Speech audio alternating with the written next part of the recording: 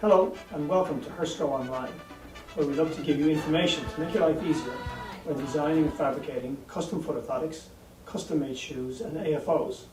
In this segment we're going to look specifically at casting for custom shoes. The cast technique that we're going to look at can be used for making custom molded shoes, but it also applies to AFOs and ankle gauntlets. When it comes to casting for custom molded shoes, there is no question that taking the cast is the single most important step in the entire process. For this reason, do not rush this step. Take your time. Time spent now pays off when it comes to dispensing the actual shoe. Secondly, make sure that the cast you take represents the functioning foot. There are many cast techniques used for casting for shoes and AFOs. By far, the single best one is to use a plaster clamshell or bivalve technique. This is what we see here. It's a two-piece cast that captures the true shape of the foot without compromising the length of the foot or the width of the metatarsals. It's essential that the toes be captured properly and fully in order to make the last length correct for the final shoe.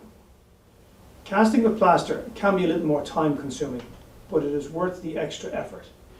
If you can't use plaster or you're not comfortable using the plaster technique, you can use the STS casting sock.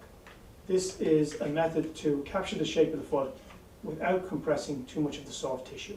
Using a plaster bandage with a wrap technique can sometimes restrict the soft tissue, so that's not as preferable.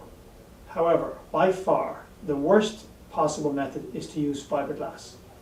Fiberglass tends to lose the definition of the foot, and it's very difficult to see the toes at the end of the cast itself.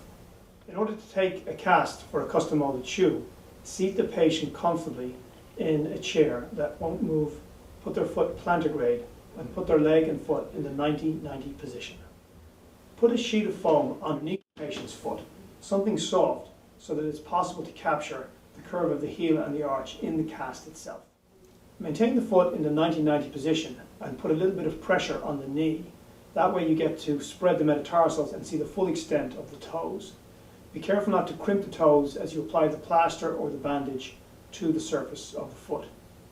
And make sure the toes are fully covered without plantar flexing the digits. For best results, I recommend using 8-inch wide plaster strips. This makes the job fast and quick. Before you apply the second piece of plaster, add some separating agent, such as hand soap, along the rim of the plaster. Once you put the second piece on, take a casting pencil and score some lines between the upper and lower sections so that the lab knows where the cast pieces go together and they make the final last shape. Finally, 2 top tips from Hersco. Number 1, always take a weight-bearing tracing of the patient's foot on a hard tiled floor or other surface. This acts as an insurance policy against any changes that might occur to the last during shipping.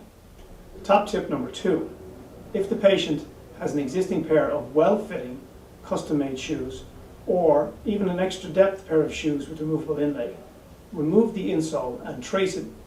If you send it to the lab, they can modify the last to exactly match what's working for the patient at the moment. There are many other pointers for taking a good cast for custom molded shoes.